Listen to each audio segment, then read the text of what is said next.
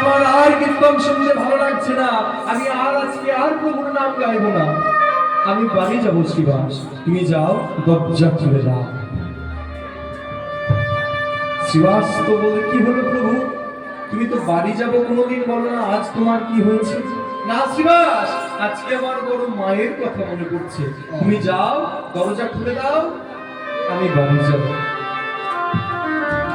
তাই কৃষ্ণ নাম ওই প্রভাতকালে কৃষ্ণ নাম স্মরণ করতে করতে ওই শ্রীবাস গেছে দরজা খুলতে। হ্যাঁ, হরি নামে স্মরণ করি শ্রীবাস দরজা খুলতে গেল, হরি নামে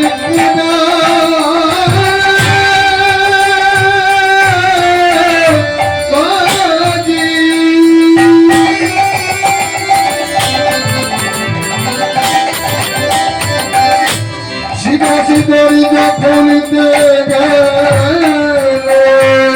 হরি নাম স্মরণ করি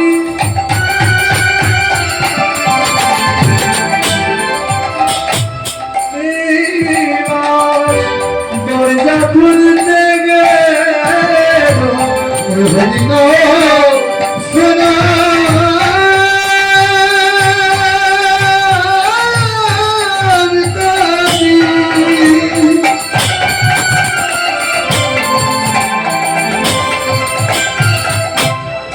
দরজা খুলিতে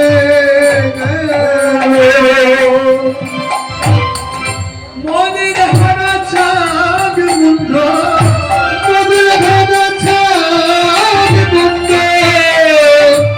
ওই মদির হারা ছাগ মুন্ড, ওই মদির হারা ছাগ মুন্ড দেখিতে পাইল,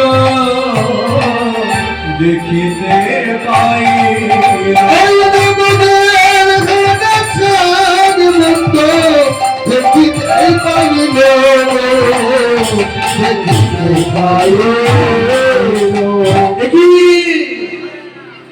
কে করলো আমার অত্যাচার, কে করলো? আমি তো কারো ক্ষতি করিনি, তবে কে কে আমার বৈষ্ণবত্বে কলঙ্ক দিতে চায়?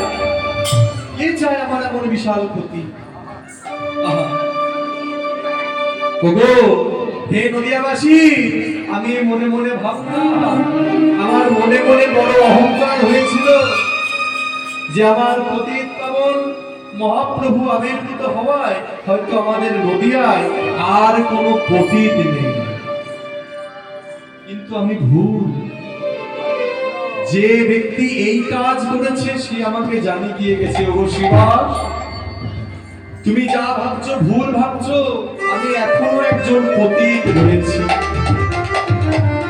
তোমার পতিতকে বলে আমার উদ্ধারের ব্যবস্থা।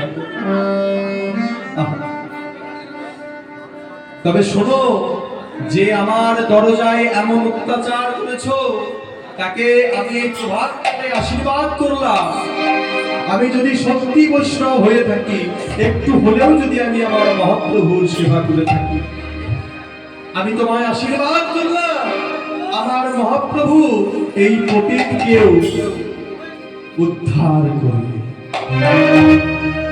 মহাপ্রভু কাছে গিয়ে জড়িয়ে ধরলেন শ্রীবাস। শ্রীবাস, বৈষ্ণবত্ব কাকে বলে আজকে তুমি দেখিয়ে দিলে। দেখুন মা, একটা কথা, সমাজে যদি কোনো মানুষ আমাদের ক্ষতি চায়, আমরা কি তাকে আশীর্বাদ করব? অভিশাপ দেবো? কোনটা? অভিশাপই দেবো। কেউ যদি আমাকে এক চড় মারে, আমার মনে হয় ফাঁসির তো আরেক দুটো চড় দিই। বিনা কারণে যদি কোনো ব্যক্তি আমায় এসে চড় মারে, আমার মন হয় যেন আমি ওকে আরো দুটো চড় মারতে পারি। কিন্তু যারা ব্রাহ্মণ, যারা প্রকৃত ব্রাহ্মণ, যারা প্রকৃত বৈষ্ণব, তাদের এই গুণগুলো থাকে না। তবে হ্যাঁ, এখনকার দিনে এই রকম ব্রাহ্মণ বৈষ্ণব প্রায় না থাকলেই বলবে। ওই যে ব্রাহ্মণের নাচে যে ওই 9টি সুতো, ওই 9টি সুতো কিন্তু প্রতীক আছে। কোনটার কি মানে? ওই যে 9টা সুতো কি কি?